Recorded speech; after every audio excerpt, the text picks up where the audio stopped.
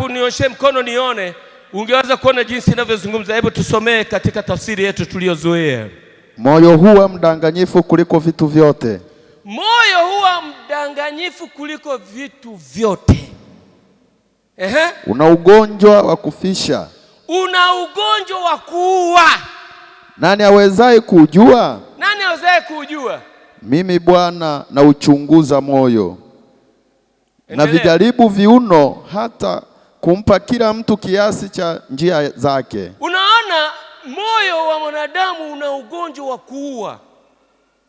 Una ugonjwa tena, unaweza kumdanganya mtu, hata wewe mwenyewe.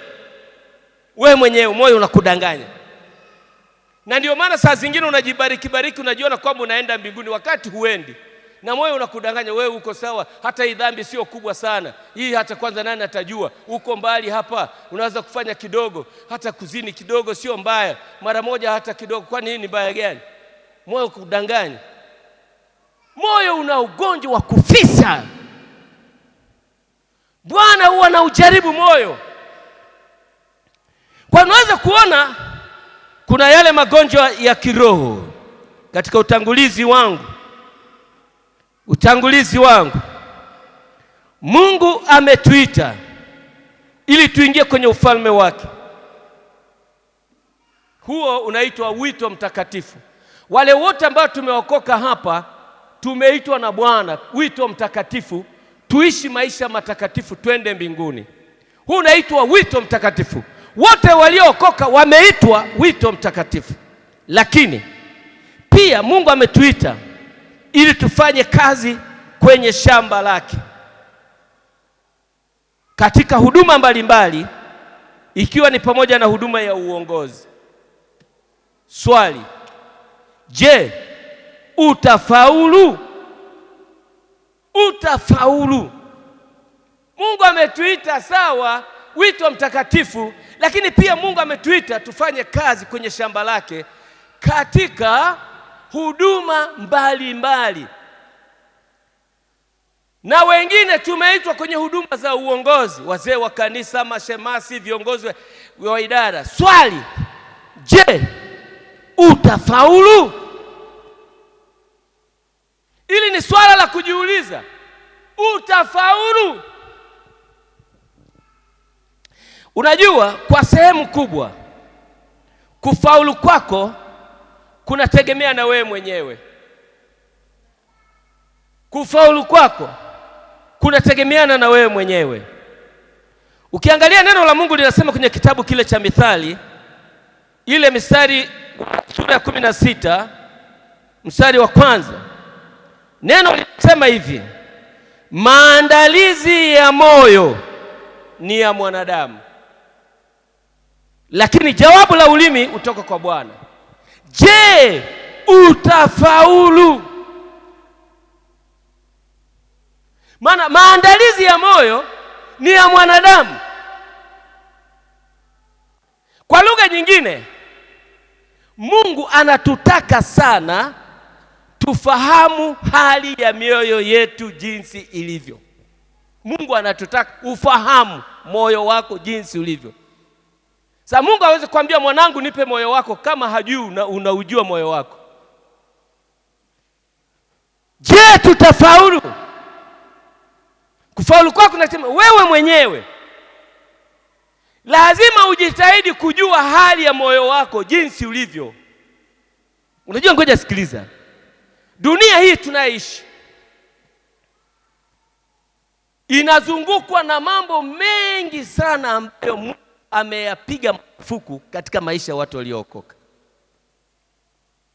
Na ni lazima ujue moyo wako una tatizo gani. Lazima ujue. Je, utafaulu? Kuna mtu mmoja alikuwa anajua namna ya kwenda mbele za Mungu katika maisha yake. Alikuwa anaitwa Daudi. Asubuhi nilimsema Daudi alikuwa mtu tofauti sana. Hebu tusikie alivyokuwa yeye tofauti. Zaburi ya 139 mstari wa 23 mpaka 24. Je, utafaulu?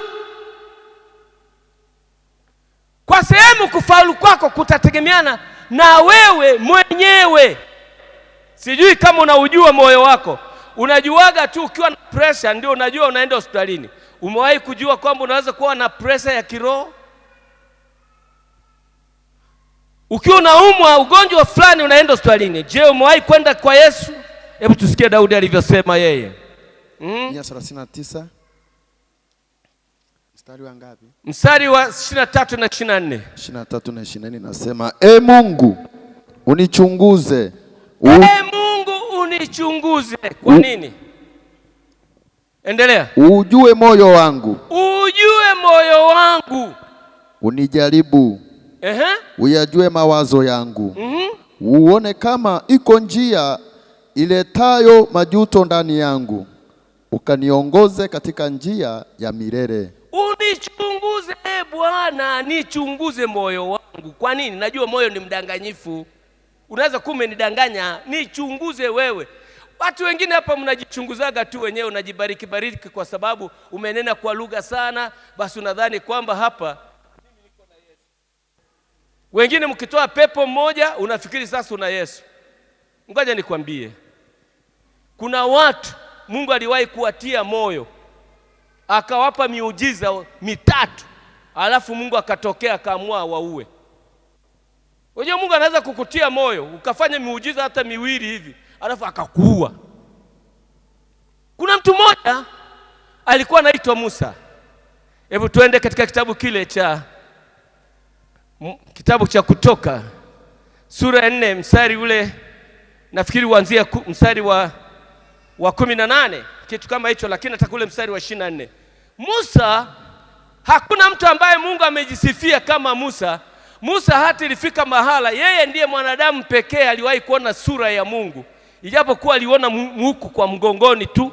Maana mbele Mungu alimwambia, ukiniona mimi Musa uso wangu unakufa hapo hapo. Pamoja kwamba Mungu amemsifu sana, lakini Mungu, ukiniona uso wangu, maana Musa alimtumikia Bwana, akaona miujiza ya Mungu, akaona matendo makuu ya Mungu, mwisho akatamani aone Mungu anavyofanana. Mungu sema, unataka kuniona mimi Musa?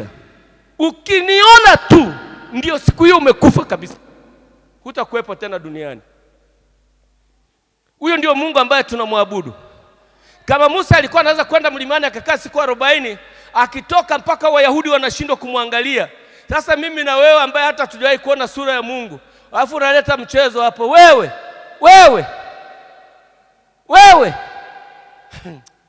Acha mambo ya utani hapa. Acha utani nikwambie. Waacha mzaa. Leta mazoea yako hapo, unafikiri ni mchezo. Huyu Mungu ni moto ulao. Hebu tuangalie katika kitabu kile cha Kutoka sura ya 4, tuone Mungu alivyomtia moyo. Anza ule mstari wa 10 na ngapi?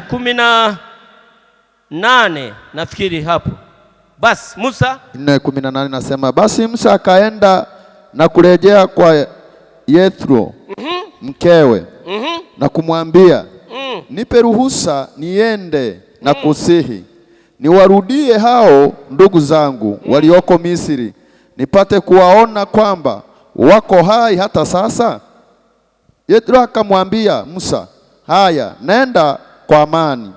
Bwana akamwambia Musa, huko Midiani, haya, nenda karudi Misri. Bwana akamwambia rudi Misri, kwa kuwa wale watu wote waliokutaka uhai wako wamekwisha kufa. Basi Musa akamchukua mkewe na wanawe akawapandisha juu ya punda, naye akarudi mpaka nchi ya Misri. Anaenda kumtumikia Bwana, Na Musa akichukua ile fimbo ya Mungu mkononi mwake. Akachukua fimbo ya Mungu. Wewe hata fimbo ya Mungu hujawahi kuiona. Musa akachukua na fimbo ya Mungu akaenda, Bwana akamwambia Musa, hapo utakaporudi Misri, angalia ukazifanye mbele ya Farao zile ajabu zote nilizozitia mkononi mwako. Lakini nitaufanya mgumu moyo wake, naye hatawapa ruhusa hao watu waende zao. Nawe utamwambia Farao, Bwana asema hivi, Israeli ni mwanangu mimi, mzaliwa wa kwanza wangu. Nami nimekuambia, mpe mwanangu ruhusa aende, ili apate kunitumikia. Na umekataa kumpa ruhusa aende. Angalia basi, mimi nitamuua mwanao mzaliwa wa kwanza wako. Ilikuwa walipokuwa njiani mahali pa kulala, Bwana akakutana naye, akataka kumuua. Ndipo Sipora akashika jiwe gumu na kuikata govi ya zunga la mwanawe na kuibwaga